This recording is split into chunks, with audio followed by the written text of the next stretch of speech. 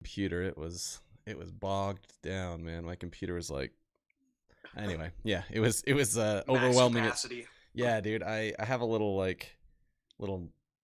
system monitoring thing that I bought, like a software, and it was like, oh, your memory capacity's at 10% availability. I was like, oh yeah, I'm gonna need more than that when it comes to when it comes to recording an interview here. There's a Sure. lot involved in this. Oh Yeah, man. no problem. Full disclosure as well, my refrigerator is broken. So at one point, you're randomly going to hear this loud knocking sound for like 30 seconds. Oh, okay. No problem, I dude. just want you to be like, what the fuck is that? That'll be, I mean, once I hear it, then I'll know what you're talking about. I'm like, "Oh, okay, I get it. I get it." You'll laugh now. I'll make a joke about it if it cuts me off. But I Yeah, did a podcast a couple days ago, and I didn't give anybody that disclosure, and it just like totally like cut me off in the middle of something. I lost my train of thought. It was hilarious. it's just knocking right in the background. Is it just Yeah, like the compressors going out or something? yeah, I gotta get a fan. Like, I guess there's a new fan, but I rent, so it's just like my landlord's problem now. So I'm just kind of waiting for him to get That's it done. But that's the way to do it, man. Just like, yeah, yeah, for yeah. sure. Let the landlord take care of it. It's always nice to have that as an option, you know? Oh yeah, definitely. Oh man. Well, cool, dude. Thank you so much for joining me on the podcast, man. I really appreciate it. Yeah, for sure. So it's just myself. It's Cody Frayne. I play drums for the difference between the other guys. Unfortunately, had stuff going on and they couldn't make it today. But Oh, it's not a problem, man. It's one of the fun things, like regardless of whether it's one person or the whole band, it's still a ton of fun, and I obviously know that you guys have a bunch going on in your lives, so I'm always grateful to to have the opportunity to talk to people. So yeah, man, I'm super stoked. I always like to just start out with a quick introduction. Tell us. Obviously, you just told us you're Cody Frayne and you play the drums, but tell us something unique about kind of elementary school style, something people may not know. um, well, actually, I've been doing music since man I was like 14 years old, playing shows and stuff and all sorts of different bands. I'm 29 now.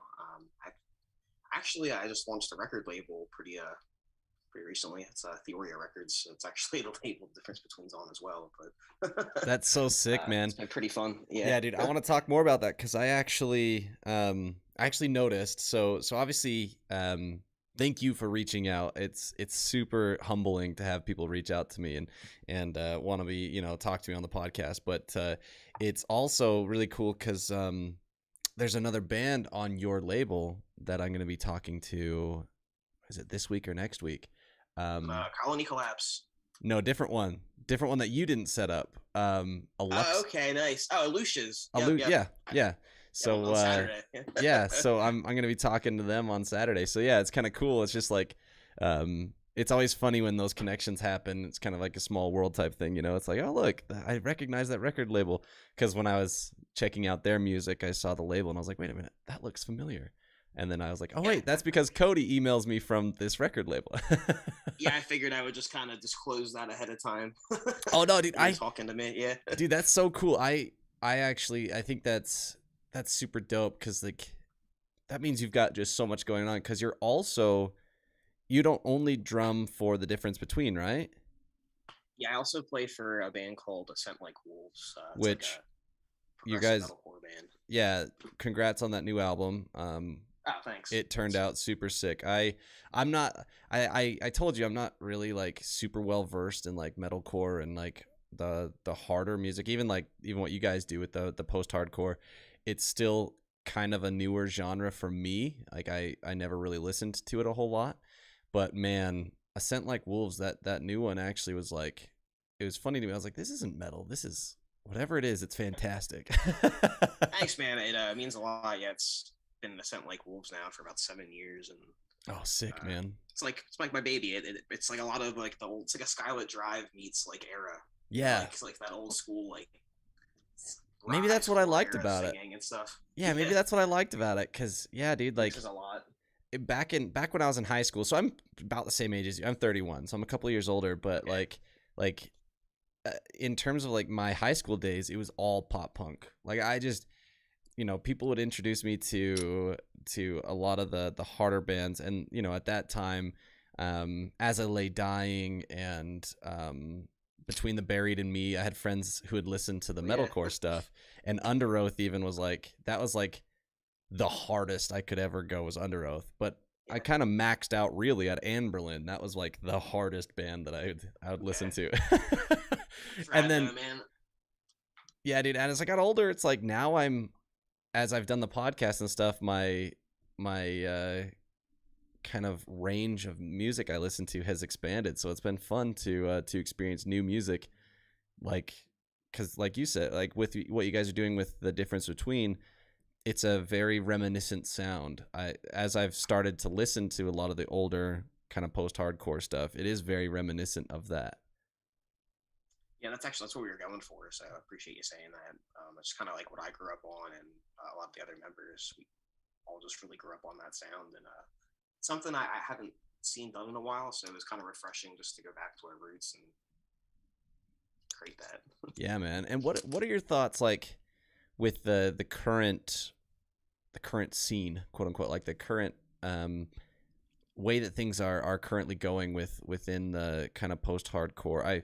I've noticed a big trend away from the hardcore elements and more to more mainstream elements, and maybe that's just my outside looking in type feel. No, I think you're pretty right with that a bit. I mean, everything comes in cycles. I've noticed. So like right now, kind of that mainstream. I call it like serious octane core. It's like something you'd hear on like Sirius XM radio or something. Okay, Yeah, something but that's we're palatable by someone who's not like in the scene is that kind of. yeah, it kind of like mixes all the tropes, like a lot of tropes of like what metalcore and post-hardcore is, but it's written in a way that it's digestible to people who are just like really into rock music or like more mainstream music who Oh, like, okay. really give a band like the difference between even a chance, just because the old school post-hardcore vibes and how heavy it is. Yeah. Um, I also do see a lot of just like metalcore making a resurgence though, which I think is really cool. Like the metalcore scene's been insane lately with like bands like Era putting out albums. Kingdom of Giants album Passenger, which came out last year, is probably one of the freshest sounding metalcore albums I've heard in a while. Well, and then you've Yeah, got like, labels like Sharp Tone, yeah, Sharp Tone, like UNFD. and Famined. Yeah, Famine's great. Chelsea's awesome. Yeah. And I've noticed as well, like, so there's a lot of those older bands making a resurgence too. Like the one that stands out in my mind right now is Memphis May Fire, making Yeah, coming out with new music. And I was like, wait, how long has it been since these guys have made music? Because I've heard the name, but I'd never listened to it. And I was like, hasn't it been years and years since these guys have been together? well, I think I honestly attribute a lot of that to the pandemic and just like the shutdown and everything. And I think it really just showed a lot of musicians, even like past and current, that you can make a resurgence again. Like you don't have to play shows constantly to have a career in music. You can just put music out digitally, which you're seeing all these bands like a huge band I used to be really into when I was growing up. Lower Definition. I mean, it's a big influence the difference between. Like, they ran without a song. I don't think they're ever going to really play shows. Attack Attack came back out of nowhere. It's pretty crazy. So they just announced the tour, but Yeah, that one's really crazy to me because once again, never listened to Attack Attack, but you missed the whole crabcore era. yeah, I really did. Yeah, I didn't know anything about it. There was like something about sales. There was another band that was like something with sales in it. Jamie's Elsewhere. But yeah, like I missed that whole era, but I do love Bill Murray, and I also really enjoy Beartooth. So it's kind of funny. I enjoy kind of the offshoots of Attack Attack. Yeah, Bill Murray's a really fresh band. Everything they put out, I think, is really cool. Yeah, dude. I actually haven't gotten into Beartooth as much as I probably should. So the only reason I got into Beartooth was I don't even know the dude's name. I can't think of it, but the bass player of Beartooth had a band previously called City Lights. That is, Okay. yeah, I'm a huge fan of City Lights. And so I kind of followed him to Beartooth, and I was like, okay, this is a very different sound. Yeah, they're definitely a really good band. I just never really, I don't know. There's like plenty of bands out there that I've just never really like put I never really listened to that I should. Yeah. Can't get around to all of them. It's hard, man. And this is kind of where I'm obviously you're in it in the multiple places where you've got obviously A Scent Like Wolves, you've got the difference between, and you've got your record label where now you're going to have to navigate this world of, okay, well, how do I get into the ears of people who, may not feel like they have enough time or energy to experience or find something new? Yeah, it's definitely a challenge with just how oversaturated music is right now. Like I was saying before, just I feel like the pandemic really like opened the floodgates of content. Yeah, It's hard to keep up with everything. That's why you exactly. see a lot of bands doing like every 4 weeks or 6 weeks putting out a new song, where you don't really see like a whole album cycle anymore. You see like Yeah, releases that's a just constantly. that's Well, a you have to trend really that's keep up. hard for me to get on board with. I like having fresh new music, but I am an album guy through and through. Yeah, from like the label perspective, I understand the strategy by it. It works really well, just because you got to get people's attention, and if something doesn't, you miss people sometime. At least you know in 4 or 6 weeks you have another chance again. It's really good to build bands that way.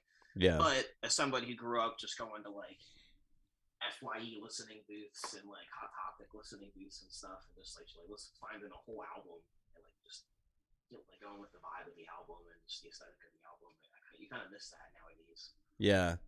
It's tough, man. It's I mean obviously like there's pros and cons to both obviously, and I'm curious to know like your perspective. It's probably very different than just the standard musician perspective now that you are understanding kind of the logistics behind the releases of the difference between like what are some of the biggest things that, like, with the current state of affairs when it comes to the music world, what are some of the things that you feel like are trending right now that you think are going to kind of be the future of the way music is done? Definitely TikTok. That's something I definitely have to. My old ass hasn't been able to complete yet, but I'm working on that. But TikTok is definitely going to be the thing that start blowing bands up. Really, just coming up with some sort of cool story behind your music or your singles. Like, it can't just be like metalcore band releases a new metalcore song or something. It has to have like some sort of theme behind it. It's really cool if you can tie in some like merch aesthetics or video aesthetics with it, and then just you have to. You basically nowadays to like really be successful as a band, you have to learn how to be basically a digital marketer now as well. It's insane. Yeah, that's yeah, man. I'm amazed. Like, and this is where I'm still trying to grasp, right? Because like I this isn't a career path for me in terms of the podcast. This is something where I feel like it's an opportunity to help bands who to get a larger audience, and then to talk to really talented people and just make kind of like really cool connections in the music world, because that's just kind of my passion, right? But I'm like, if I want to ever take this to the next level, I have to learn TikTok. I have to learn this stuff. And I'm like, man, there's so much to it that just it's so difficult to really dive in. And I mean, I guess you just have to fail to learn, right? Oh my god, yeah, I'm a big advocate of learning from failure. It's been like the theme of my life, honestly, from trying to navigate the music world, different bands and stuff. Yeah, dude, I But bet. get a lot of knowledge though from all of it. Oh yeah, I mean, what are some of the failures that you've had that like that really defined who you are now? I can name so many, just from like playing shows and stuff. But a really big one I remember when I was younger. I was probably like 17, 16 or 17 years old. This band Beneath the Sky was really big at the time, and my band got a chance to open for them at this really big venue for us at the time. And we were told that a Victory Record scout was there to see us, which was that true? Who the hell knows? But anyway, I was blown away by all this and super nervous. And when we get there, the sound guy immediately just starts treating us like shit for like a young local band. I immediately tell him, I was like, hey, I'm gonna need a drum rug on this riser because it was just like wood on a riser, and the riser wasn't that big. I was like, my drum set will 100% fall off from double bass pedal. And he's just kind of like, well, you got 5 minutes left in your changeover. If you can go find one, then you can do it. If not, it's going to cut in your set time. I was like, whatever. I'm just going to go. We only have a 20-minute set time to begin with. So, 2 songs in, my entire drum set falls off the stage.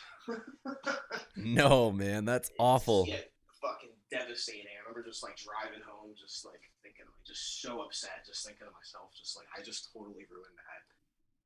And I just never wanted to feel like that again. So, like, now that's just one instance where I've just learned never to feel that way again, and just now I'm not really afraid of anything happening to me on stage. I've had my MacBook completely crash and like samples not work properly, or I had the one time it just kept repeating the same song over and over again, and I had to completely restart my laptop on stage, and like the crowd booed me. It was pretty brutal, man. Yeah, it's like it's hard to come back from that stuff. Yeah, as a promoter, I'm just promoting. I used to be a concert promoter as well. That's like basically gambling. So there's definitely times where like I would just completely stoked on a show and get there and just lose a shit ton of money, have all the bands mad for whatever reason. Oh my gosh, dude. Yeah, I mean, so many. Even in like high school and stuff, for like marching band. Like I remember one time I had to like lead. I had to be the band leader for or the drumline leader for like a fill in out of nowhere, and I totally counted the band in wrong. Like like a song like midway through. It was like super awkward. Oh my gosh. And I mean, the thing too is like with drumline, you're so predominant. Like the sound, like that's the thing as a drummer, right? Is you are the band's metronome, and so like Yeah, yep. You're strapped in, like, or I should say they're strapped into you, because I mean, like, whatever you're doing is gonna cut through anything else that's happening. So dude. And like with like particularly with the story of like the drum set like falling off the stage, like I can imagine like all the frustration and like the stress and just especially where there's potentially, you know, someone from at that time the label, you know, probably because you know, yeah, obviously Victor's huge then. yeah, there's obviously a little bit of sour history that happened within Victory, but at that time it was the label for, you know, the post hardcore and the harder music. I mean, I don't know how long ago it was that the incident happened with you, but you know, all of that stress, all of that stuff going on, like, you know, you said you learned that you're never going to feel that way again, but like what do you mean by that? Like when you say that like you're never going to feel that, does it mean that you're just I guess I'm just never gonna like allow myself to be that upset about something I really can't control. Oh, okay. Like I like laugh at that now. Yeah. The story now. I like it, but at the time it was just like such a blow. And like the more that this happens, the more that you just get over it and figure it Yeah. out. Because looking back at it, I mean, like I played, people only remember that. Like I mean, like so long ago, and like we even like a month later we played that venue again, and just like fucking crushed it. And like that one moment doesn't define who you are. And I think a lot of people don't really look at it that way, and a lot of people don't have the maturity then to kind of like grow from that and get stronger from it. Yeah. That's a good point, cuz that's really the hardest thing is rather than taking those things as a as like a blow to your confidence, taking it as a opportunity to change mindset is pretty valuable. Sure, it's humbling every now and then, I guess. Because I mean, it's always going to happen. There's things that are going to happen outside your control. The biggest show I've ever played with Sound Like Wolves. I was in China, actually. It's like a giant festival we played over there. Super hot. We were dumb at the time and left all of our gear outside. Oh no. So dumb, so dumb. And we had these drop tune pedals just because we couldn't bring all of our gear, just because just takes us flying and stuff. So we just to switch tunings. We'd have to bring multiple guitars. We got these drop tune pedals, which are pretty sick, by the way, unless you leave them in the sun. And we had a whole sound check beforehand. So the sound check was great. Then we come back a couple hours later to play, and we just get our gear, and immediately our one guitarist's pedal does not it's not changing tunings, and for whatever he was a touring guitarist at the time as well. He's really new to the band, and instead of just like I wish he just would have stopped playing, but instead he just kept playing the whole time with like the wrong tuning, Oh no, no which is just way. like so devastating. But I mean, he was probably so it was like a 10,000 person festival. It was insane.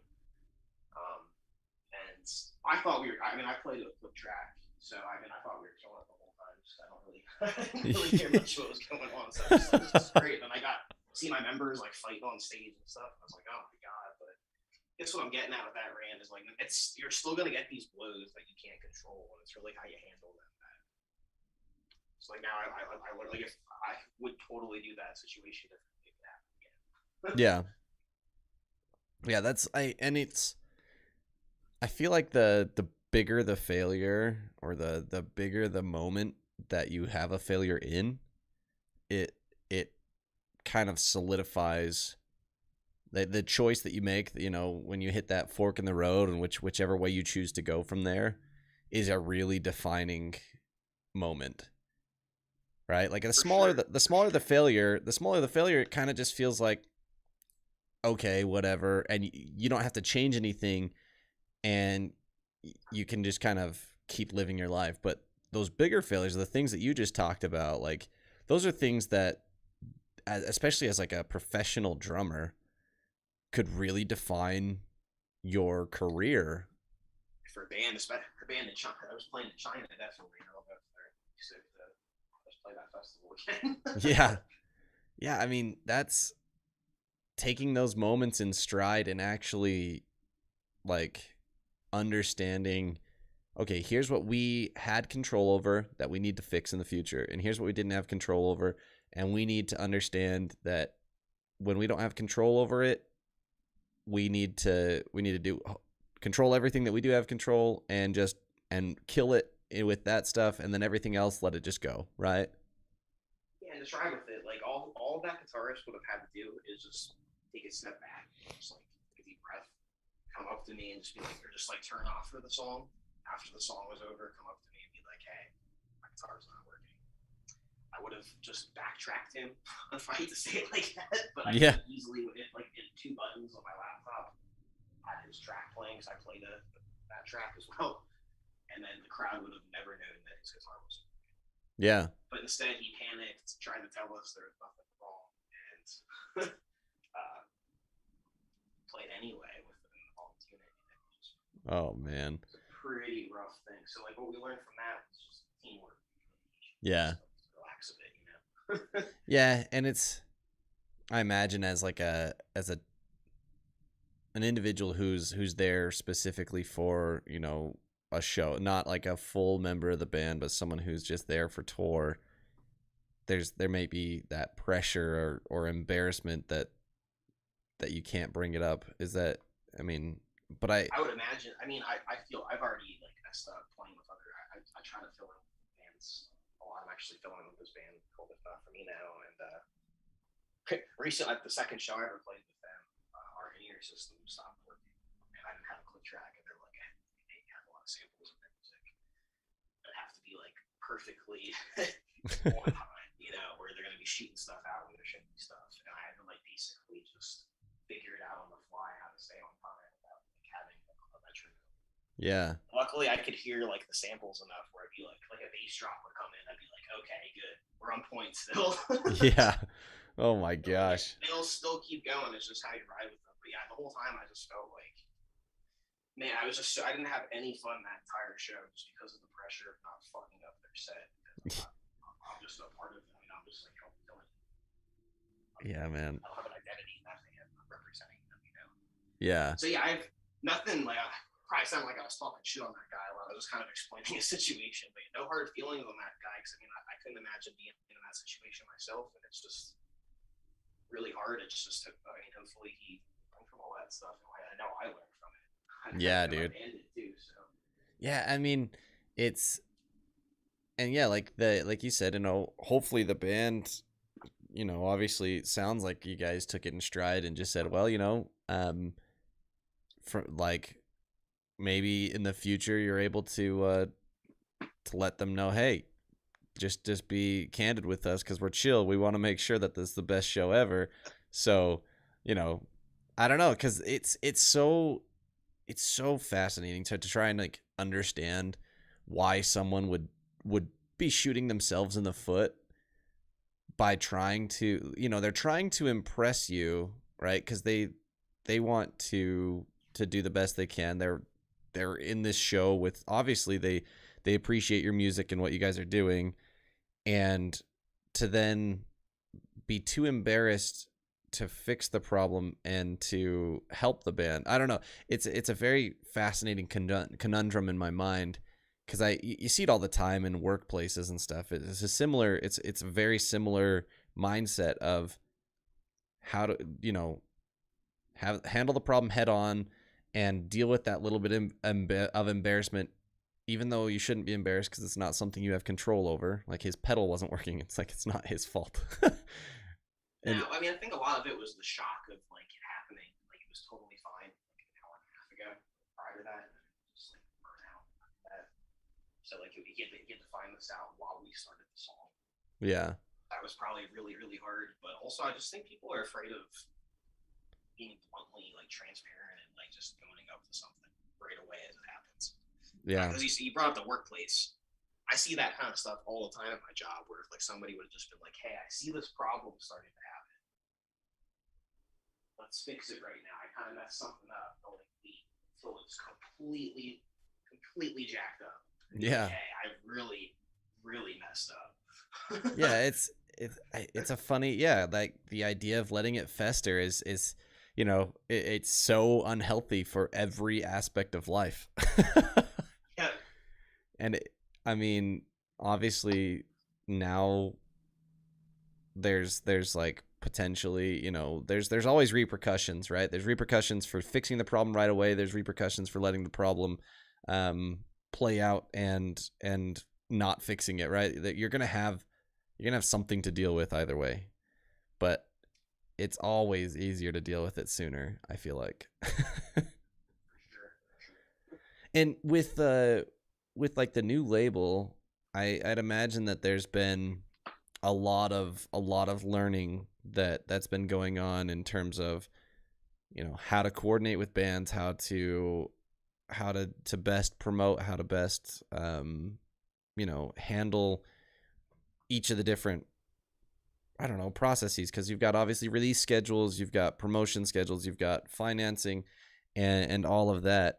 Um, and now as a member of one of the bands, like, what are some of the things that you've been doing differently with the difference between than like you've done with previous bands, or even like Ascent Like Wolves? Like, what are some of the things that you're doing differently right now, um, in terms of how you're handling the band and the music and stuff, obviously being a part of the label and a part of the band? Kind of, I like it, but also hate it a lot. My I my can partner imagine. at the label, Chris Weathington, he actually plays guitar in the as well. And we just kind of figured, I think it would be beneficial to maybe just put this new project out on the label as well. Yeah, So we try different like practices with them. We might not risky to spend money on other bands just to see if they work and stuff. yeah, Which we found some success. We found some failures too from it. But I mean, it's nice that it's not like. I definitely want the difference between succeed. I don't think anything's not bad or anything, but it's nice to just have like the comfort to be like, all right, well, at least this is my band. yeah, yeah, Like, yeah, yeah. we just wasted this a little bit about money on.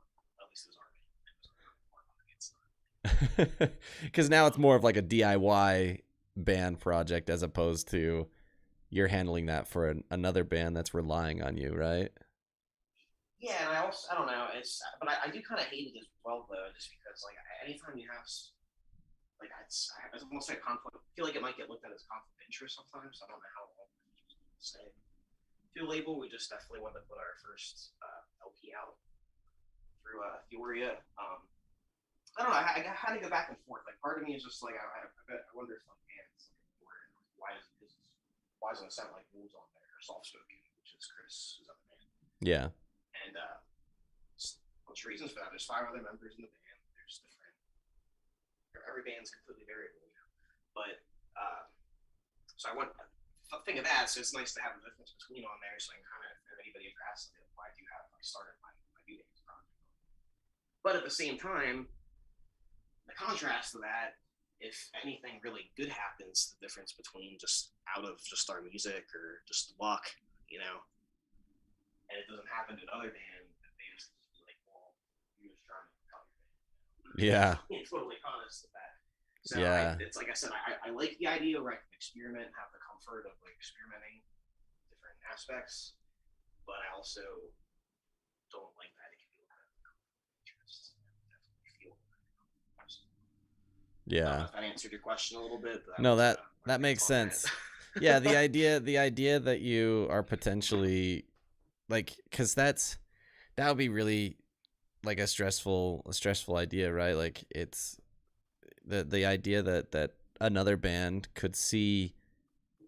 Obviously, the tough part too is like each band is different, right? You have a different front man who has 100%, so many differences. Yeah, and it's like, but those differences could be, you know, menial. They could just be something that doesn't make a difference in the long run, or it could be something that makes a huge difference in the long run, like having a vocalist who sang for Emarosa and then having a drummer who plays in a scent like Wolves, and like those things are driving factors for a lot of, like, for a band to grow, right? Like having a super band with members from various other post-hardcore bands that have been very successful, that's helpful. But it also, in your position, could be very awkward because it's like, well, yeah, we have this going for us though, but other bands, all they see is record label owned by this guy, his band doing best.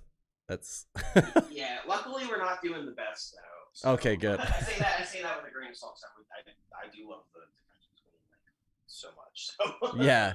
Well, it's but it's nice to say, hey, but I mean, even if it's just like even if it's the same, like, hey, our success level is the same as this other band, like our growth rate, everything percentage wise is all growing at the same rate as this other band, then you have like that defense of, hey man, I'm putting in the same energy everywhere and it's paying off for the bands that are working, right? It's like that it's a little nicer. 100%.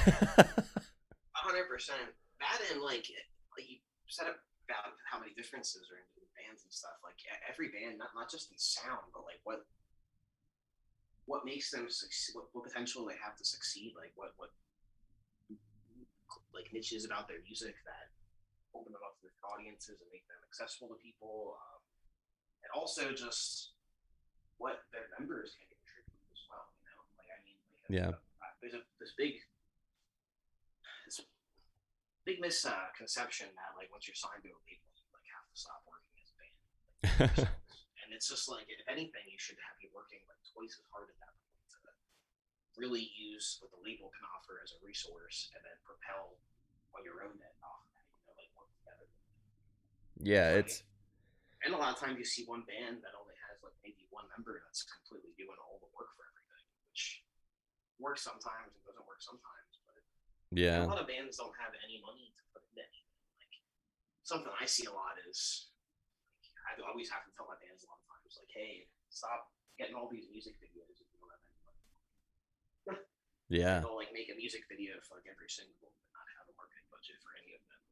Yeah. And then no one listens to it. Like nowadays, like I told you, I said a little bit earlier, we have like nowadays to like navigate the music world, you have to, as a band, you basically have to be like a digital marketer on your own.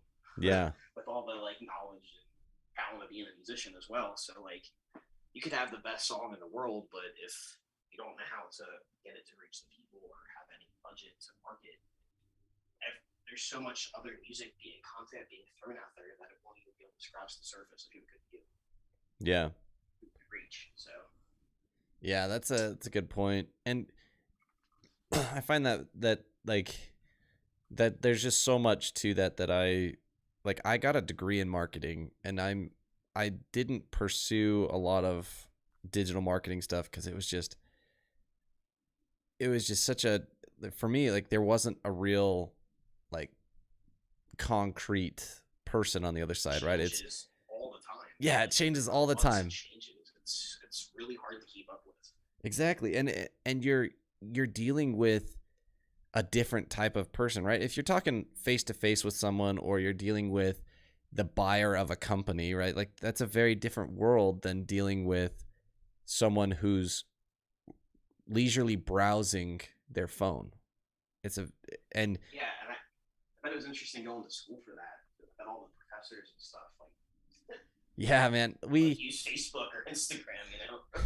yeah, like we had like at the time that I went, it was Instagram was the big dog. Snapchat was growing, and the cool thing was like all my professors were. I did the like the evening and weekends courses, mostly because I worked full time through school. But it was cool because all that meant that all of my professors were full time in the marketing world. So they weren't just like spouting Yeah, off that's out awesome. from some books, right? They were like, hey, Yep. here's what we're doing at the marketing firms that I work with, or here's what I'm doing for my clients. And it's like real life right now, what we need to be doing in order to be successful type stuff, right? And man, it made a difference. It was, but it, like I said, the hard part for me was just I couldn't relate to the content I was creating. And I still have that problem right now. Like it feels so impersonal to me, and it's a very challenging thing. I hear that, man. I can definitely relate to that. Just, I mean, we're like almost the same age or generation, kind of. But we saw saw the growth of the internet. Yeah, exactly. It's just like kind of crazy what everything's evolved to. Like I have a sister who's a decade younger than me. She like knows her head. She has no idea what the world's like. She doesn't even remember what she doesn't know what dial-up is. Waiting for like alien noises for like 5 minutes until your computer connected to the internet. Oh my gosh, dude. Yeah, she doesn't know what AOL Instant Messenger. She doesn't know Yeah, MSN Instant Messenger. it's just and that like if you think about that like I took that as just like oh shit, well that like it's a big learning thing for me. That's why I can't relate to like TikTok and stuff. Yeah. It's just And like a whole different culture. Like I look at TikTok like silly sometimes. That's like what gets famous, but yeah, dude, it's funny, the people who are good at it make it relatable, right? They make it yeah, something it's that crazy to me. everyone can enjoy. And it's like that's what I love about music is it breaks down those barriers too. It's something that's relatable, right? It takes a concept that came from someone's mind. You wrote something that was very special and unique to you as an individual or to the band as individuals, and they put it out there, and then every person who listens to it has their own memories and story and emotions and stuff involved with that song that have nothing to do with the band anymore. It has to do with that song. And so like that's my fascination with music. So all these creators are doing the same thing with video content, and it's powerful when they do it well. It's impressive. I agree. It's wild stuff. And for you, like as you've been obviously, navigating all of this craziness with managing the label, and working with the band, um, are you handling a lot of the work, or is it pretty well distributed amongst the members? For the each individual band or Oh no, for members. your band, for the difference For the difference between. between. Uh, yeah, actually, we work really well together. It's like I said, Chris Wethington. He plays guitar and soft spoken as well. Myself, it was kind of just a passion project we made, like being kind of just bored with like the lockdown last year. I actually live in Lancaster, Pennsylvania, and he lives out in, like near Lexington, Kentucky. Oh, cool. To Walton, Kentucky. But yeah, actually the whole band's from Lexington besides me, so it's kind of we pretty much write music over the internet. It's pretty sweet. So like That's awesome. just started by me like writing whole layouts of drums, just like fun beats that I wanted to make. I love writing drum MIDI. It's like relaxing, and I just like sent like a whole like a post hardcore song layout. It actually was the layout for our song, our first song in Venom, and I sent it to Chris, and he like sent the guitar to that back, which is kind of a backwards way of writing if you think about it. That Yeah, the yeah, songs are written first. And like normally, like for Sent Like Wolves, I have like full songs sent to me that are done on guitar. And yeah, I just like write drums in the studio to them. But so yeah, it's kind of the opposite of that. So technically, or theoretically, I could have sent this to any guitarist and got a completely different song back. yeah, for But sure. anyway, what Chris wrote I thought was sick, and it was the same vibe we wanted. And then we just kind of had fun with that for like a couple more songs, and eventually we're like, you know what, this is really cool. We want to like run with this. And then Chris reached out to Chris Roberts, who was he was the front man of Emarosa when they were the Corsets or Cages era. So like Yeah, Emarosa's first EP was actually written under the name Corsets or Cages. that's like Just mid two vocalist of that. thousands, right? Like mid 2000s. Yeah, like yeah, very early 2000s. Oh, okay. Yeah, it's sick. You can actually, if you look up YouTube, Corsets Are Cages, Utah, you can hear like the very first demo of Emerson's pretty famous song Utah from their first EP. Sick. And with Chris on vocals of it.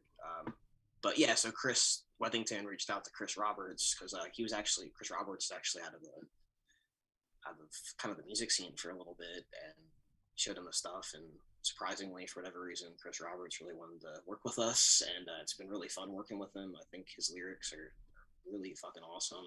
Yeah, dude. With the contrast in vocals and screams. And we went down to I drove down to Kentucky, which is like an 11-hour drive, and we recorded the first 3 songs from the Detach and Benmom little EP we put out. It's called a single. It's only 3 songs. Mm-hmm.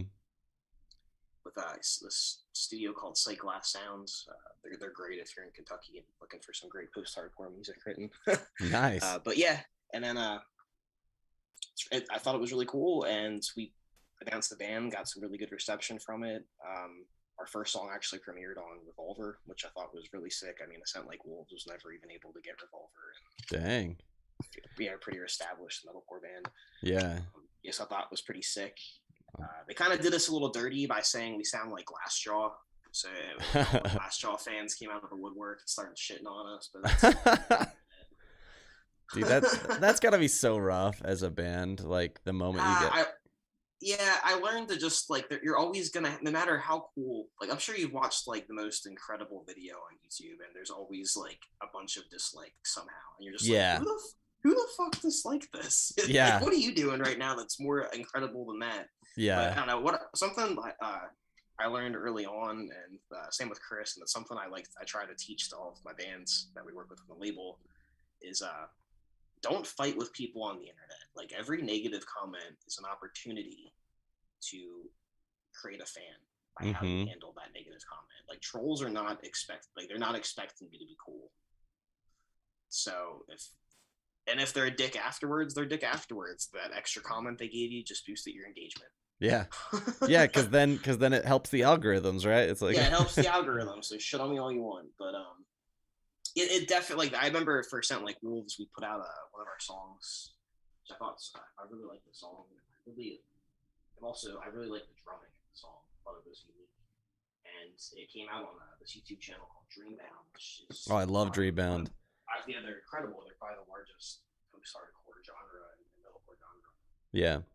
Channel on the internet, and the one comment I just saw like immediately, it was on my break from work, and it was like I saw it was talking about drums, and it was like this big paragraph, and I was like, yeah, someone like saw the cool stuff I did in the song, and then it was just this like 2-paragraph thing just completely shitting all over my like very minute thing just shitting on my drums. I was just like, they just like cut me to the core of that. I got so mad, and then luckily the internet came out and helped me. Like luckily Dreambound, like it's like a very strong community as well. Yeah. Where you, like if there is some guy just trying to be an asshole, Dreambound's fan base normally kind of like addresses that for you and makes them feel dumb. Yeah. Yeah, dude. I had that to help me. But... so that's actually how I found A Scent Like Wolves was through Dreambound. Because a few bands that I have interviewed had their new songs featured on Dreambound. So every time they were like, hey, got a new song coming out, listen to it before the interview or whatever, you know, like I would go and it was on Dreambound. So that's how I discovered what Dreambound was. So yeah, like there are times where I'm like, okay, this is a little bit much for me because it's, sometimes those metalcore and stuff, it's just too much. But like, I always try to show like understanding of like how much talent is really there, even though it may not be music I listen to. I recognize how difficult it is to be a successful musician, and so I try to at least keep that in mind every time. For sure, yeah. Honestly, man, I don't really like listening to metal music too much. As surprising as that probably sounds, since I have a record label and metal bands. But I always kind of make the joke. I didn't choose metalcore; it chose me. It's like really fun to play on drums. You can pretty much just do like whatever. It's very challenging. I love it. But I mainly listen to like indie music and a lot of hip hop. Oh yeah. So Yeah. who are some of the ones that you listen to right now? Honestly, probably two of my favorite. I'll kind of relate this to like albums of the year that came out.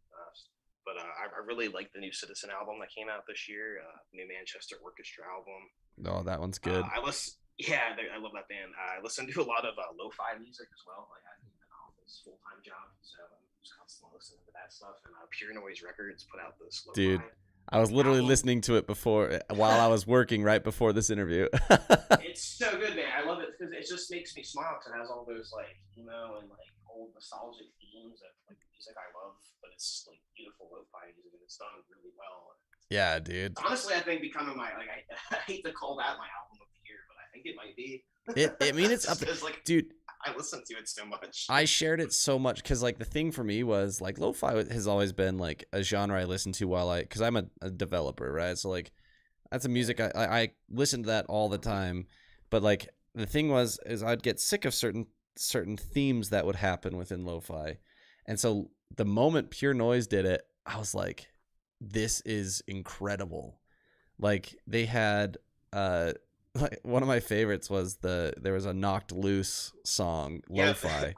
It's so weird because it's like so dissonant and eerie, but it's still like a pretty lo-fi song. Yeah. Counterparts has one too. Yeah, and I like I said, I shared the music with some coworkers, and I showed them the originals, and they're like, "Whoa, hello!" It was amazing because it was just like, because the lo-fi was, yeah, like you said, dude, it's amazing. Like even like I think my favorite one is the Megan D Monsters lo-fi is just so cool. Maybe because my favorite on Sense of Smell, Buried Alive. Oh, dude, that one's good too. That there was like 3 or 4 in a row that were just like super nostalgic for me. There was like Buried Alive and then Hawthorne Heights.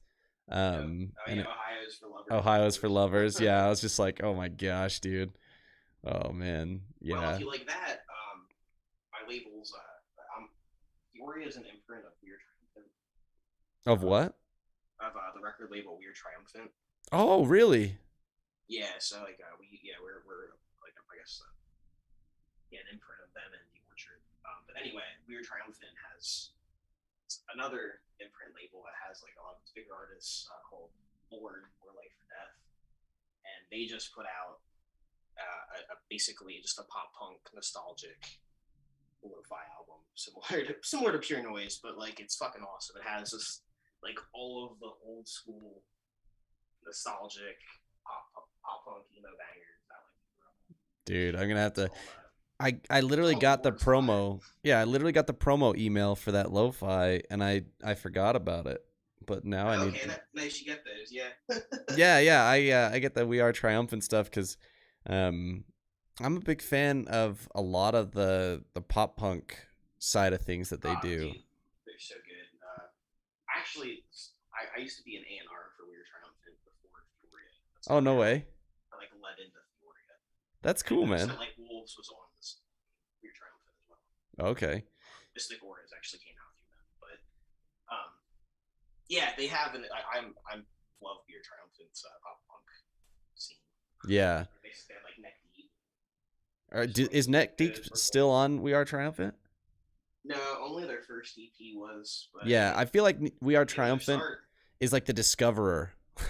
They find, I guess you were in that role, right? That they find that discovery, and then the bands release their debut, EP or a few singles on We Are Triumphant and then get signed by big labels like, Hopeless or Pure Noise That's or essentially the business model. But I mean, I love it. I have a huge respect for Greg Long and that big one. And different A&R, I label. Um, and he's really one of the only, and Chelsea as well, Family Records, that they brought her up. I think both their labels are yeah. something that the music scene really needs because they're the ones that are giving these new artists a chance before they've gotten to the point where they broke already. Yeah. Yeah, man. It's such a tough thing to navigate. And like I remember, back in I look back to like my high school days and labels like the Militia Group were doing that and even a little bit larger labels. There was obviously Drive Through Records was kind of like the the step between an entry level label and, oh, you're signed to freaking Sony or to Universal now, right? Like Drive Through Records. Yeah, dude. Like those were the days of a lot of growing in pop punk, and so I'm excited to see labels doing that again, where pop punk is becoming more popularized and even just like the scene is more mainstream now than it used to be, which I'm because it kind of fell off for quite a while, and I was really bummed about that. I think a lot of that had to do with like people might love this or might hate it, but a lot of more mainstream artists going into pop punk realms for a little bit. I mean, or Yeah, a lot of like heavier bands digressing more into, I shouldn't say digressing, or turning more into like alternative band, like Bring Me the Horizon. yeah, Like totally changing the game every album they make. People look at that as that selling out. I look at it as a band just growing.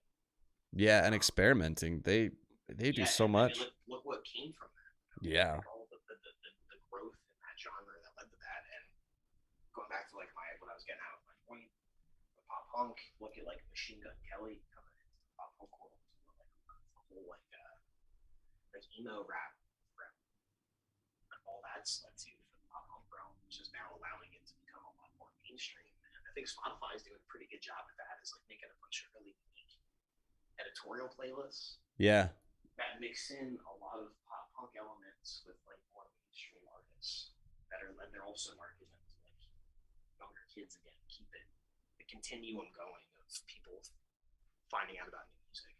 yeah, yeah, man. And it's cool to see because obviously on the big side of those things, like you said, Machine Gun Kelly, Lil Lotus, Mod Sun, all those guys who are kind of just like blowing it up right now, all collabing with Travis Barker, who's obviously like the king of pop punk, right?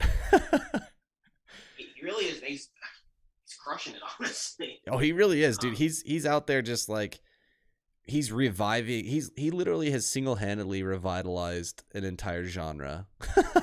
He just seems like he's having a blast doing it. Like it just from like outside looking in, just like everything he's doing just seems really fun and cool. It does, yeah. But yeah, that sound even led to this whole like new pop punk like rap hip hop sound where like you got bands like Nothing Nowhere. I don't know if you're listening. Yeah, Nothing Nowhere's good, man. I love them. That's actually probably one of my favorite albums this year too.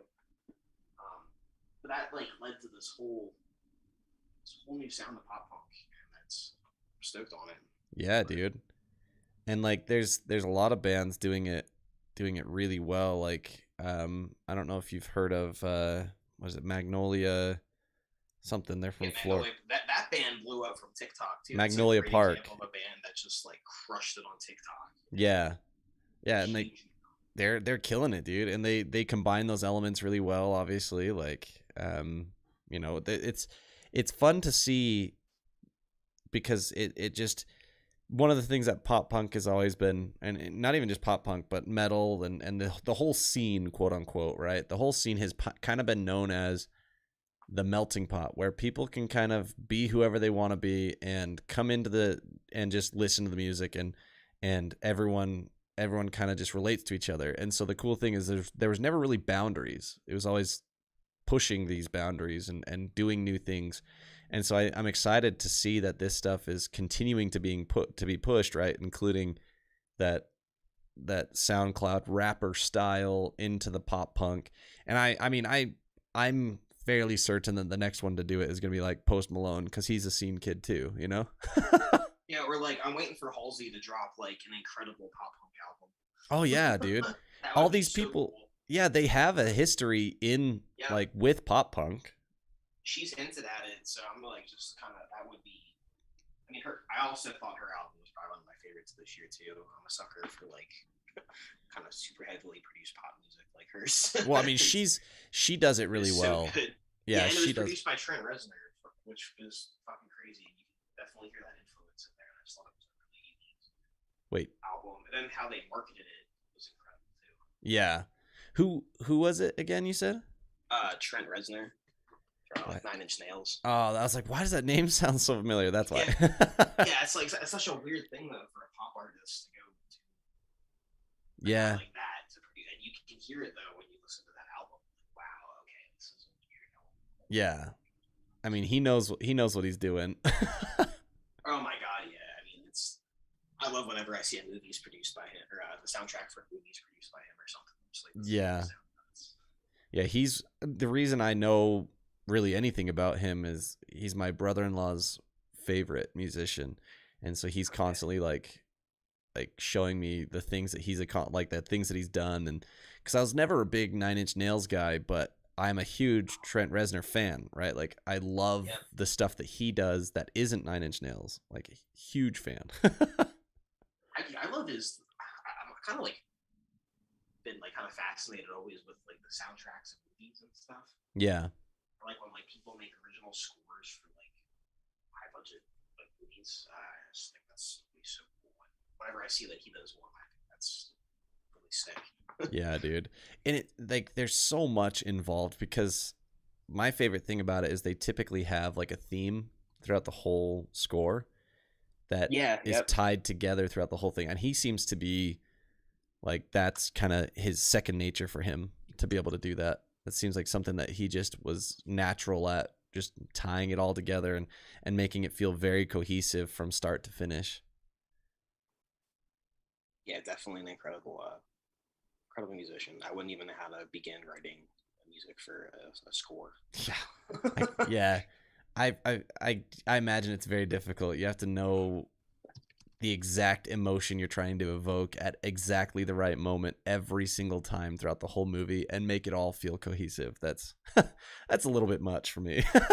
Yeah, he did all the John Wick albums, which I thought those were really cool. Yeah, they turned out so cool. And like I said, like even with those, there's still like I'm kind of a nerd to a lot of this stuff, but there's a YouTube channel I watch called New Rock Stars, and they do breakdowns. And one of the things that the guy breaks down is the audio cues, like things that tie like the theme song for this individual and the theme song for this individual, and how they work throughout the whole storyline. For sure. I mean, the music is what sets the emotion, builds up scene. Like, imagine watching a movie without having like music behind it to tell you how to feel. You know? Yeah, exactly. Like, yeah, the acting does a lot of it. It's the music behind the acting that really ties it all together.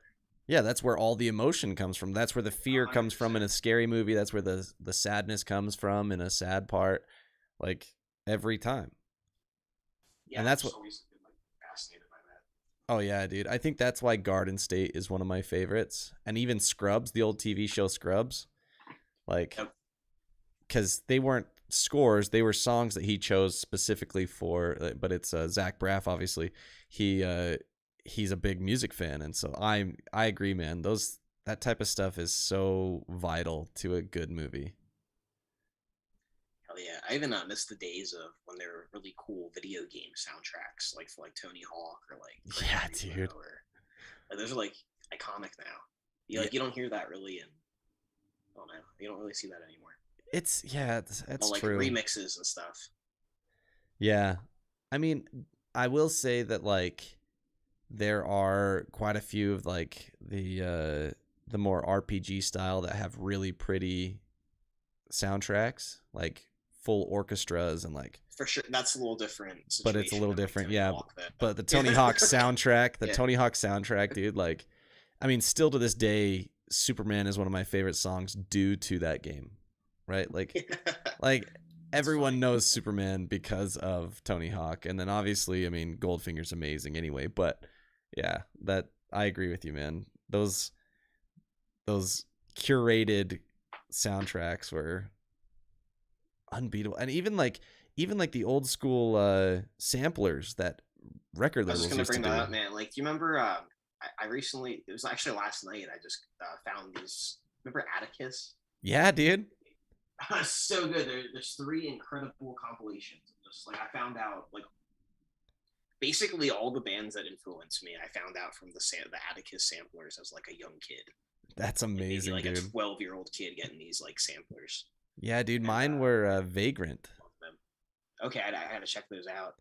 Yeah, And the because Hot Topic ones, the Victory yeah, Records with Victory TV and their compilations, like that's like such iconic stuff to me. now you got to do something, dude. Do something like that, just like a. You can't though now. Like I know. Spotify, like was some of like I love as a user, I love Spotify, like because I think it's incredible having all the music in the world at your fingertips and being able to do whatever you want with it. Yeah. But like as like I don't know, you just can't really you can't really do something like that anymore. Like you can't really make a compilation CD anymore and have it do well because nobody buys CDs. They'll just be like, why don't you send me a playlist? But everybody's Yeah. making playlists, so the fact of a compilation CD was powerful at the time because that was the only like if you wanted to make a compilation CD, you had to invest the money for it. Do you hear my refrigerator? Yep, I sure hear it. That's amazing. But I mean, So, you are like, right. Like, it's making a playlist now as kind of a compilation, but it's yeah, but everybody can do it. Like anybody can. You don't have to invest money in it, so there's no like credibility behind. Like when I would get a compilation CD, I would be like, okay, all these artists must be awesome. yeah, yeah, You know what I dude. mean? Like it gave credibility and like power to the band you're listening to because it was the only way you're able to get music. Now anybody can. There's probably like millions and millions of Spotify playlists. Yeah, You and know? and the playlists lose their power too because it's kind of expected that you are constantly adapting and adjusting and updating the playlists, right? Like Yeah, exactly. You can't have any like almost like ownership or like familiarity with it anymore. It's changing so much. Whereas a compilation CD, it's just that's what it is. Like yeah, when I listened to those Atticus albums yesterday, they put me in the exact time frame and like mentally where I was. yeah, dude. Exactly. Hockey in my basement and stuff, and it like that's what I love about music. A lot of it is being able to just kind of like go back in that mind state that you're in whenever you listen to it, whatever emotions that you contribute to it, be able to go back to that time and time again, whatever song it is, you know. Yeah, dude. I agree. And it's like I don't know, man. Like I was just literally thinking of like, the CDR, right? Like going and making mixed CDs. Like people still called it a mixtape. Yeah. Yeah, just like, dude, I need you to put like all of your favorite songs onto a CD for me, but you only had like 13, 14 tracks to play with and you were full, right? And it was like, dude, it's just it loses its value when it's in a playlist to me. And this is me just being a boomer, right? This is just me being old. But I mean, I grew up in like the same era as you, man. Like I just remember going up to my friends and being like, "Hey, let me borrow your CD case for the night. I got a bunch of blank CDs from the store, and I'm just gonna make all your CDs really quick." yeah, dude. It was like a way to like trade back and forth. I don't know. It was fun. Like now I like share a song and people won't even click on it. Yeah. It's like it's just so easily accessible. I don't know. It's just maybe we're old. I mean, I know that I'm old. Like I'm old school in a lot of ways. Like I like the idea of a physical, like tangible CD in my hand. So whenever I go to a concert, a lot of times like I have a hard time justifying buying merch because I'm just like, I don't buy a lot of stuff, but every time I go to a show, I have to buy something because I'm like, I know this band needs money. Like they're not getting enough from this freaking venue to pay for dinner tonight. Like this venue is not going to help them out. And so I'm like, I've got to buy something. And so I'm like, what can I buy that I can enjoy? And I always, every single time, will buy a CD. I'll buy a CD from each band that's at the show. And it's like, okay, you know, $10 a pop. And the thing about it is it's like, there's just something about having that physical CD that just feels so great, you know? Like to me, it's just, it's what I love. And so it's tough to me to see all these, like I even saw the other day, it was like an advertisement for like I don't know, Instagram knew it was my wife's birthday, so they're trying to advertise to me to get her something, right? It was it was like this little like picture frame, or it was not a picture frame, it was like a glass thing that had a picture that you'd choose, and then it had a little is like those Spotify scanners, right? Yeah. And it would be our song. You'd scan it and it'd pull up the song on the phone. I'm like, man, I feel like my wife would enjoy a mix CD better of all the songs that I think Probably. of. That'd be more heartfelt, I think. That's exactly what I was thinking. It's just kind of, the digital thing just kind of misses the mark for me. It just doesn't quite show the emotion. I don't know. Yeah, talk about winning a girl's heart when you're a teen back then was just making her a mixtape, you know.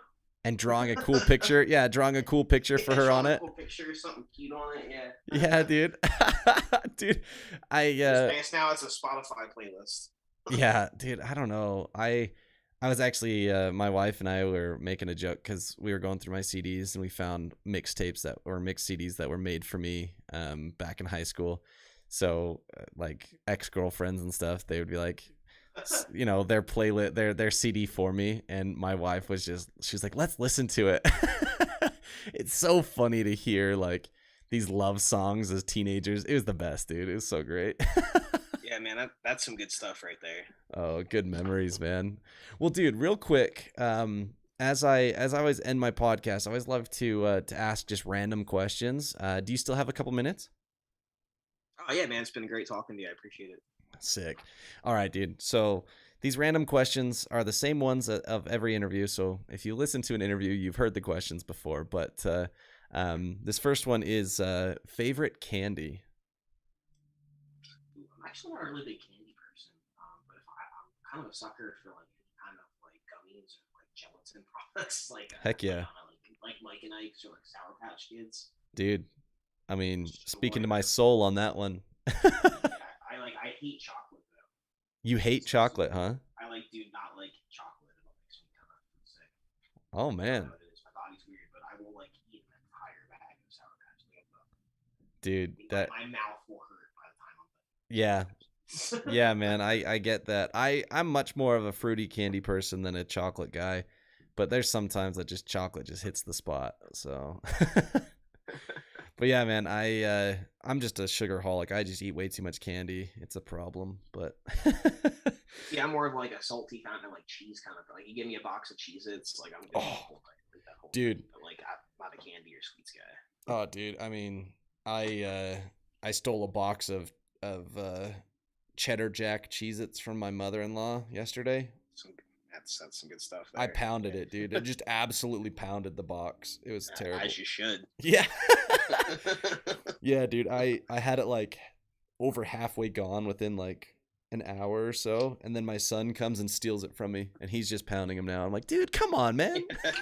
Yeah. This is my secret box, buddy. Yeah, exactly, dude. I'm like, dude, get out of here. And then my other son's sitting here stealing my pistachios. I'm like, dude, guys, get out of my office. I'm a sucker for pistachios. Those things are expensive though, man. Oh yeah, they're like they're a treat for me anymore. Yeah, I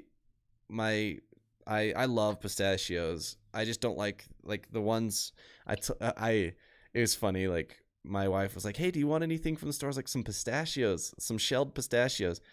And to me, shelled pistachios meant that they were out of their shell, but to her, she was like, "Oh, he wants them in the shell." And so now I have a bunch that are in the shell. I'm like, "Dang it. It's such a pain in the butt to open these." Yeah. Well, that's part of it though. Like, think of how many you would consume if you could just take a whole handful and shove them in your mouth. Oh, it would be terrible. I mean, even when I'm breaking them open, I lose track, and I'm like, how many of these did I eat already? Oh, dude. All right, next one here for you. This one sometimes it's hard to come up with just a single answer, so I'll take your top three as well if you can't come up with a single top one. But favorite movie? Movie, okay. Man, I'm probably gonna answer this and think about it later and change all my answers. But off the top of my head right now, I'm a big sucker for like all of the old Adam Sandler movies. But just to like name like one or two, just like Happy Gilmore, Billy Madison, love Anchorman, love Pulp Fiction. Okay. That Pulp Fiction was definitely out of left field compared to the others. Yeah, I figured I should put a more serious movie instead of those really silly, dumb movies. Dude, So, those silly dumb comedies are genuinely like the best though. well, they're the ones I feel like I can watch over and over again. Like I mean, I have a hard time watching like a really serious movie where I already know how the entire story is going to go over and over again. But for whatever reason, I always seem to watch Pulp Fiction multiple times. Yeah. That makes sense. Yeah, I'm in the same boat. Like I can watch like fun action movies, like mostly superhero. I can watch those multiple times.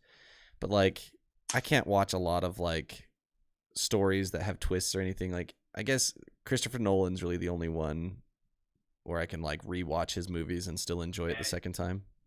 Yeah, I think his are great too. Like I could there's a lot of movies that I think are incredible, and after I watch them, like oh man, that was amazing. But like to call something my favorite movies, I feel like it's something I have to be able to watch Yeah. anytime I want to, and it's still great to me. Yeah, I agree. It's so funny. I was talking to a guy named Sam, band called South State, and I brought up Billy Madison, and he'd never heard of it, and I was like, "Dude, am I that old?" Oh, my humor is like founded on those movies. dude, I still every single time I think of that movie, all I think is Nudie Magazine Day, Nudie Magazine Day, and I'm just like, it's just so dumb but so funny still. This isn't no place for a penguin. So great, but my favorite media like anything to watch is probably It's Always Sunny in Philadelphia. Oh yeah, I've probably watched like all of those seasons probably 10 times. I've heard that show's pretty darn funny. I've never watched it. I don't watch a lot of shows though. I don't really watch TV. Incredible. Okay. It's kind of like my like comfort show. Like if I can't think of something to put on, or if I'm like want some background noise or something. Yeah. Well, I mean, all the It's characters. home base. Yeah, all the characters individually, in terms of their comics, like their comedy bits and stuff, are fantastic. So, I'd imagine all of them coming together is kind of a powerhouse of comedy. It's so good. It's just like the opposite of like a I call it like an anti-sitcom almost. 'Cause it's like a sitcom normally is just like people trying to get better and better in their lives and growing. Or like It's Always Sunny. It's just the worst people gradually getting worse and worse and worse, and just more terrible people. And I think it's so fun. Like everything's a joke. That's awesome. No, I'll have to check that one out. For sure. All right, dude. Another one here for you. Favorite non-music related hobby?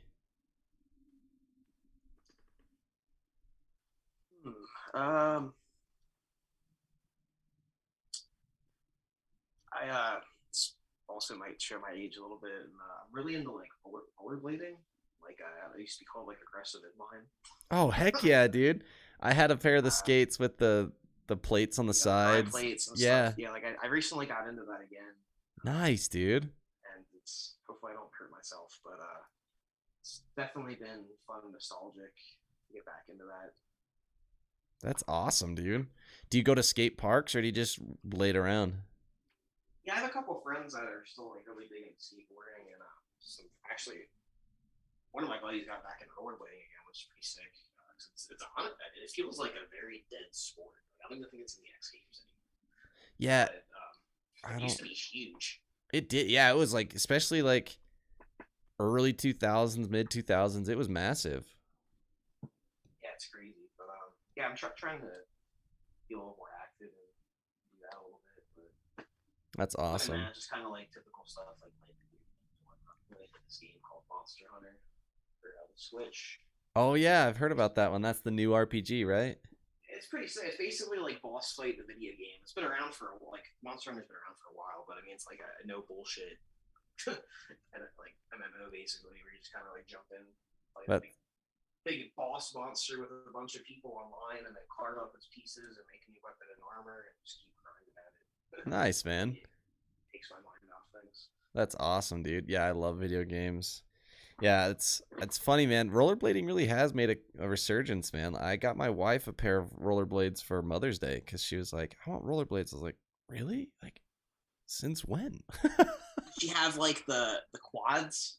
You get her like a pair of the. I saw the quad like I saw women really started getting into rollerblading with like kind of like the quad skates for like roller derby. Oh yeah, like Almost. the Where they had like trucks. Like, yeah, yeah. skateboard trucks almost. Yeah, no, I got her. She got the blade, the inline skates. Okay, The nice. yeah, I got her some. I don't remember, it was a K2 brand or something like All that. right, yeah, yeah, they're pretty popular one. Yeah, it was like the one that we could find in the store. We went to a place, I think it's called Sheets. It's a sports store here in Utah. But yeah, man, it was so random because I just rollerblading, I haven't seen people rollerblade in years, and just like out of nowhere it's been growing again. So Everything comes back, man. It's like hopefully metalcore comes back. yeah, I mean, you did say everything comes in It comes cycles. in cycles, dude. Yep. You did say that. I mean, honestly, it kind of like the fact that pop punk is making resurgence. It reminded when you said that, everything comes in cycles. I'm like, dude, that probably means that. I mean, Memphis Mayfire came back, and I would imagine metalcore is going to make a resurgence because of that too. Because Under Oath is making more music, and I don't know. Devil Wears Prada. Devil Wears Well, Prada. even Azalea Dying came back after that guy's crazy. After he freaking, I mean, well, he didn't have allegations. He got accused of it, went to jail. But yeah, he straight up was in prison, right? He was the one. Straight up went to jail. He served his time. And Yeah, he was the one who hired an assassin to kill his wife, right? yeah, it was like a honeypot though. Like she didn't actually.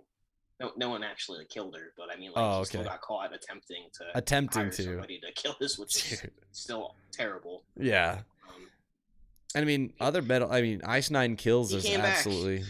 Oh yeah, dude, he came back. Like there was a bunch of stuff that I was reading right as soon as they started. Like they planned out a whole tour, and there was a bunch of venues getting backlash for being willing to book the band and stuff. Like all those dates still sold out. So yeah, dude, they yeah. You know what though? I know we're going topic here, but I feel like they'll always come back. Like what really sucks about when something like that happens is there's other members in that band. Like, I couldn't imagine being like the drummer of Azalea Dying.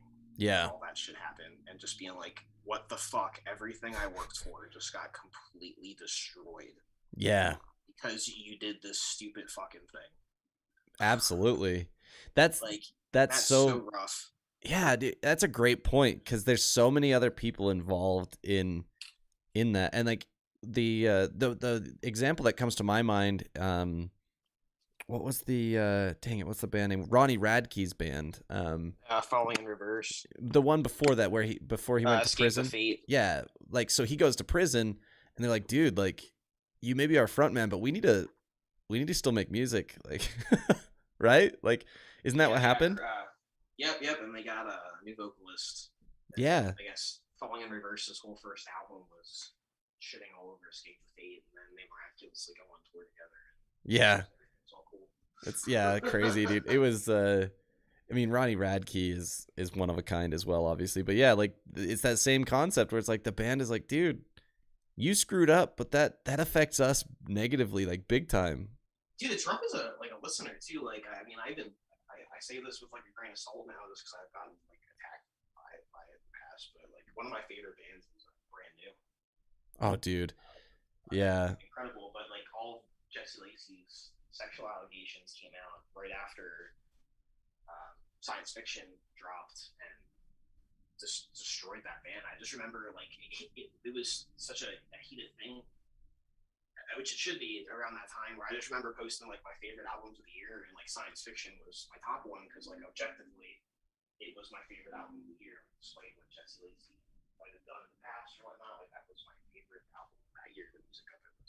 great. So I just said science fiction is my favorite album of the year, and I got like destroyed by my Facebook timeline. Yeah. Just like, just whoa, well, see, you support child predators and stuff. And I was like, whoa, whoa, whoa, no, I just Yeah. like, this music is really good. Like I'm very upset this happened, and like I mean, this was like someone I held on a pedestal. You know, I mean, if you listen to Brand New's lyrics, like you can tell he's a piece of shit. It's like all he sings about. Yeah. But Yeah. at the same time, though, like I mean, I really held that. I really loved that band, like growing up, and now it's like hard to really enjoy enjoy their music or find myself like being able to like allowing myself to enjoy their music with all this, and it's just it sucks. I just couldn't imagine being like a member of a band that something like that has happened to. Yeah, dude, I agree. That would be so hard. And it's tough too as a listener because you want to be able to separate the person from it. Yeah, it's just it's culture today doesn't allow you to. You're like, Yeah. you just it's so hard. I don't really post any opinions. Yeah. I avoid all opinions as much as possible when it comes to that type of stuff. Cause like Lost Prophets is another great example of a band where that's an extreme there. Yeah. Like it is. And it's like, it was easy for me to just not listen to Lost Prophets anymore.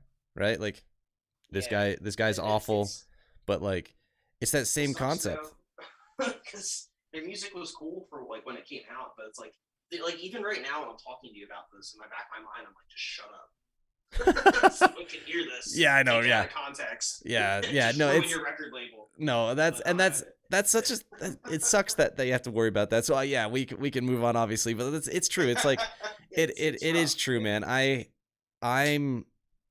Dude, I've got so many things in my mind of how I want to change the way that people like, because we just kind of, I don't know. I hate that we don't let people change and evolve and grow. And like, I understand like some things they're really like certain things like what was done in terms of especially like predatory type things. Those things really need to be like addressed, and that person doesn't need to be given a spotlight again after. Right. But like, I do feel like, man, it would be really nice because, man, mid 2000s, life was different. People would say different things, act very differently than they would now.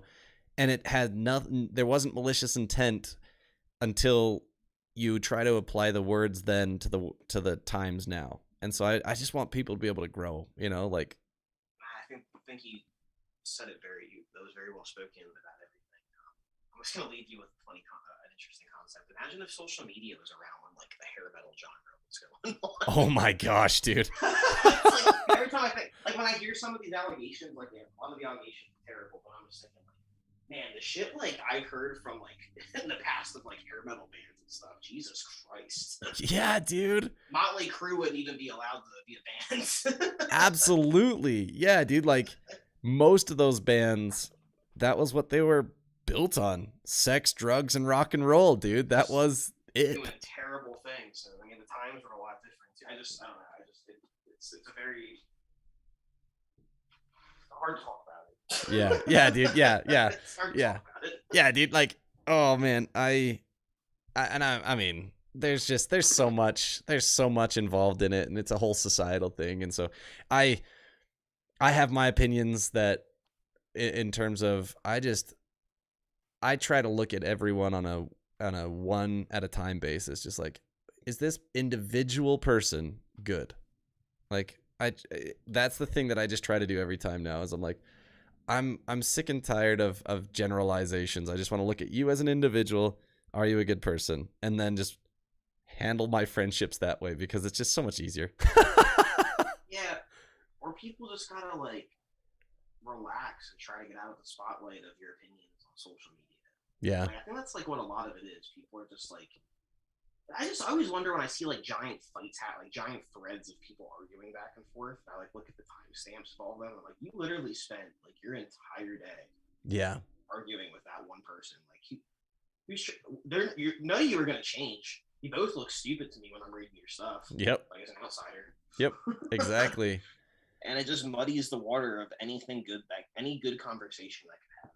Yeah, exactly. And It's just, I just wish that like I opinions are important, but you know, they're meant for you, and they're, you know, they're not meant to be shared broadly, right? Like it's I feel like the ability to just share opinions just willy-nilly has devalued the importance of dialogue, because people, you know, if you get for enough sure, people man. piling, it ruins it.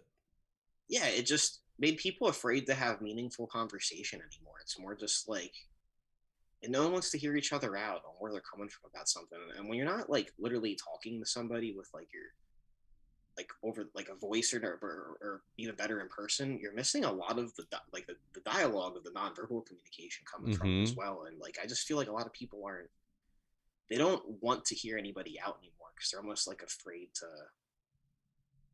have a different take on something or go against something that's not like trending by society. Or I don't know. I just, all these things are hard to talk about, and I hate even saying that sentence because a conversation shouldn't be hard to talk about. I agree. It shouldn't be hard to have, but it's just, I don't know. Like, anymore, you have to worry about, like, I mean, I've seen comedian like Dave Kevin Chappelle. Hart was a yeah. I don't even want to. I love Dave Chappelle, but yeah, it's a conversation. I don't think we should, Yeah, no, should no, get into with this. But no, yeah, but Kevin Hart, you're gonna great lose. example. Kevin Hart Yeah, with the Oscars.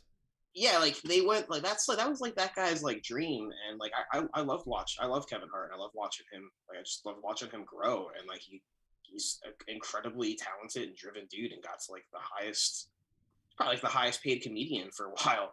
It might even still be. He might Besides still Dave be, Chappelle yeah. now. Yeah, and yeah, they found like a tweet from him. I don't know if it was a tweet at that time, but from like 2006 or 2008 or yeah, like something. a decade, over a decade ago, and they tried to cancel him from that. And I'm just like, it's like you said earlier, it's like in the 2000s, times were a little different. Dude, But like I love freaking watching like Tropic older Thunder. movies. Yeah. Tropic Thunder, dude, like that would not go over well today. And Ben Stiller was the one who directed that, right? Like a white guy had a dude play blackface. Like obviously it was it was to express how awful blackface is, but it's still the idea that happened, right? Like even Django Unchained, I don't know that could go over anymore today. No, they both have got a lot of backlash recently. Really, I But haven't paid as much attention, but I see people those. tried getting them taken down from social media. I mean, streaming services. Yeah, it's like, dude, people are calling like, you know, like freaking Abraham Lincoln a racist. I'm like, yeah, in today's terms, everyone during that era was a racist. Everyone. But the fact is, like, the dude wanted to emancipate people. He wanted to make them free. That's pretty rad. But no, he's a racist because of the time he lived in. It's like, dude, can we just put things in context, please? Yeah. I mean, yeah, I hard stuff to talk about on the Yeah, podcast. I won't make you have to voice an opinion. I'll let my opinion stand alone, and if my podcast gets canceled, that's me, and I will always defend you because you were, you know, like you didn't say anything amiss. I did. I don't think you did either. It's just again, it's like I said before. It's just we're in a really weird time, and trying to like having a legitimate conversation where you try to hear all sides out. Anything can get misconstrued by taking like a segment out of it, just using that as a punchline. Yeah, dude. I So mean, it's because of that. It's scary to have any kind of conversation on controversial topics. yeah. It's like what happens with Dave Chappelle. Even Yep. a lot of these like headlines that I'm seeing are because nobody watched all 3 of his episodes. Yeah, like context is very important.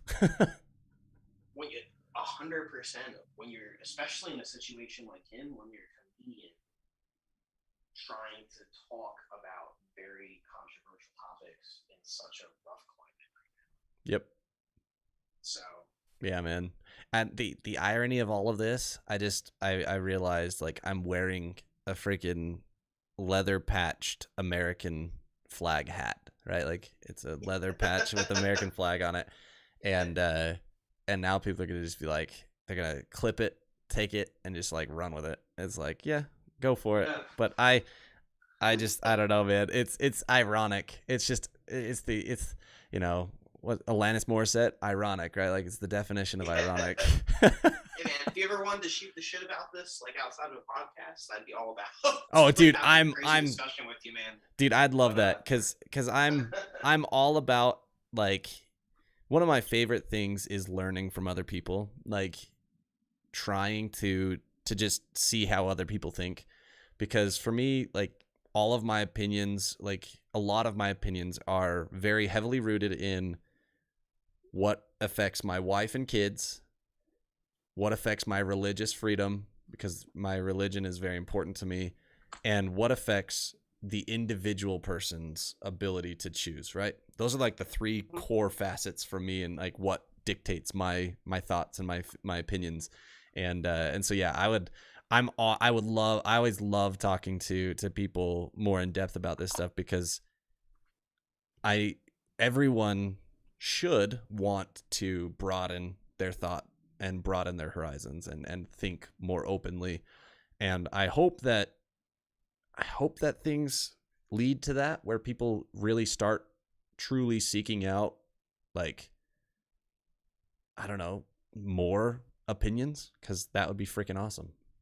yeah, I think the Dave Chappelle thing, the controversy that's going on right now, is something that really needed to happen to shed light, not on any one side about things, but to shed light that we have this huge problem.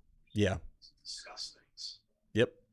And like just, I don't know. My biggest problem with just the Dave Chappelle thing is just the whole like, if you want, like I've grown up watching Dave Chappelle and stuff, and he literally shits on every kind of person, because that's what comedy should be. Yeah. One of my biggest like life lessons was learning what self-deprecating humor is, and how to use and navigate life by being able to make fun of yourself. And, like, dude, a lot of situations I've diffused that like hard situations I've diffused in life just because I've been able to self-deprecate, allow myself to make fun of myself, and like that's what I think is really important with stand-up comedy, is to be able to poke fun at everybody. Yeah. If you can't poke fun at everybody, and you're opening the door to not be able to poke fun at anyone at all. Yeah, dude. Then where does that leave your society? Oh, absolutely. Because part of growing is being able to take criticism, or take things, taking, I don't even want to use criticism, that was a bad word. Just being able to just see humor, in yourself and situations, and it's all person's perspectives. Yep. Yeah, man. Sometimes I look at it, I'm like, if I didn't know how to take humor, I'd be pretty miserable as a Christian, white, straight male. Like, I am the source of a great comic, right? Like, they can just take the material of who I am and just run with it. Man, I love when Dave Chappelle pretends to be a white dude. That kills me every time. That's so funny to me. One of my favorite sketches was a blind black KKK member. Yeah, I remember that one. Yeah, it was just like, that was such a that's hilarious. That's such a good social dialogue. It really is. And that's like what we're focused. Like, our society's too focused on controversy, we're losing sight of that. Like the stuff you can learn from people. Yep. And making these dialogues, but I feel like you were just asking me like a couple questions earlier, and I went into this like 30-minute rant. Dude, I freaking. I apologize. Dude, that's the reason I love the podcast like format, is I have no time limit, and like I love open-ended. Like, there are times where people reach out to me like, "Oh yeah, so give me like a list of the questions you ask." I'm like, dude, I'm not an outlet of like I'm not podcasts. Yeah, I'm not a magazine outlet. I'm not gonna be just asking targeted questions. Like, I'll ask you a few questions and build off of those every single time. I don't want to close off a conversation by having things planned. Like, I plan in terms of like knowing who you are as a musician, like listening to the music, reading some things about the band. That's my preparation. So then I have a direction. But man, the idea of having a list of questions is like, it kind of makes me cringe. done quite a bit of podcasts over the years, and yours is great. I've really, like I said, I've really enjoyed talking to you because it is like a dialogue, like back and forth. It's like a conversation, you know. But I've definitely had those ones where like the person has no idea about the band or who they're talking to, and asks me just like the most generic questions, back to back to back to back, Oh, like, and then it's over with. yeah, just One so time I did cringe. one where I was like live on a radio station. And it was one like that, and I was just like, I can't get into this at all. This I'm like on the spot. Yeah. Oh, that's just so cringe. Like Yeah. he like said multiple names wrong and stuff in it. And it was just Oh no. yeah, Yikes. he just did not do research. Yeah, man. I've been very fortunate with like the history I have in terms of like having done sales, and also I served a 2-year service mission where like my whole every day was talking to people about religion, right? And so it's like That's awesome, man. I learned a lot in terms of how to communicate with people and how to like to be like, for me, the number one most important thing in my life is like authenticity, just being a genuine, authentic person. And like, I have a hard time faking it. And so like that stuff I learned a lot, and I was like, okay. And taking into the podcast has helped a lot. And there have been some people who've agreed to be on the podcast because they were like, you know, this one seems a little different. And so I'll talk to them, and, you know, they'll be like, finally, like it was just a conversation. It wasn't like this rote presentation type thing. And I was like, thank you. I'm very humbled when people say what you said. Like I genuinely just like it means the world to me to like have this opportunity to even talk to people. Cause like to me, where you guys are at and what you guys do, like as musicians, as like a record label owner, like that's like another world, and it's amazing. And so like for me, I really appreciate you taking the time, because it was really cool getting to talk to you. And obviously, you know, you may have shared more opinions than you wanted, but we'll you know, if we need to self-censor, I've got that ability. I don't think I said anything. No, you didn't say anything amiss. We're good. Oh, Like, you'd really have to be pushing to try to cancel for anything. yeah, dude. I mean, yeah, you said nothing amiss. Like, but I'm also a very reasonable person, so Okay. you know. I appreciate that. But no, man, yeah, I appreciate you like giving a shit to talk to me for like 2 hours on your Tuesday night here. I mean, care what I have to do. It's kind of wild. It is, yeah. Thank you.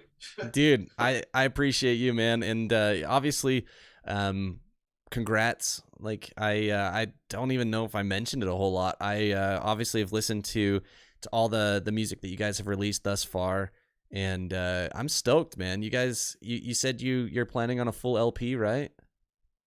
Yeah, so we have another single coming out. Follow up to our October single. The 19th, right, of November. It's coming out the 19th of November. It's called "Be Treated." Here, I think it's really cool. They both songs go together in theme, and then releasing a full LP next year. I'm really stoked on it. It's really cool. Heck yeah, man. Well, I'm pumped for you guys, man. Congrats on what you guys are accomplishing, and obviously, you know, best of luck with everything, because you've got a lot going on. So you know, any other bands that you can think of, I'd love to chat with them too. So we got plenty of bands. So we just have 12 bands on our roster right now. It's pretty sick. So, definitely be I already hit you up, I think, a couple days ago. So yeah, I did. So, yeah, man. My bands. Well, I'll definitely be in touch going forward. Love it, bro. All right, dude. Well, you have a stellar evening. Yeah, you as well, dude. All right. Have a good Peace night. out.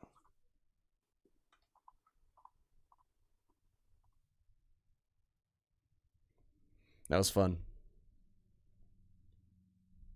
I don't think there was anything controversial said. So that was a really cool interview, though. Cody's a really rad guy. And be sure to check out Theoria Records, all the bands that are on his label. And obviously the difference between really cool post-hardcore music, not music that I typically would have listened to, but very talented. These guys are super dope. And their newest single, what was it called?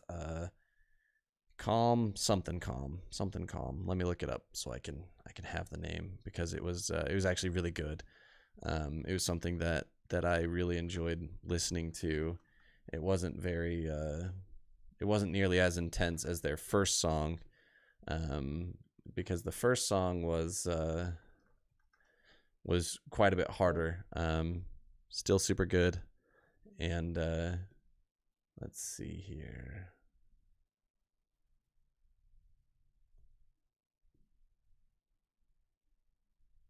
It is Cold Comfort. That's what it is. So be sure to check out their music, and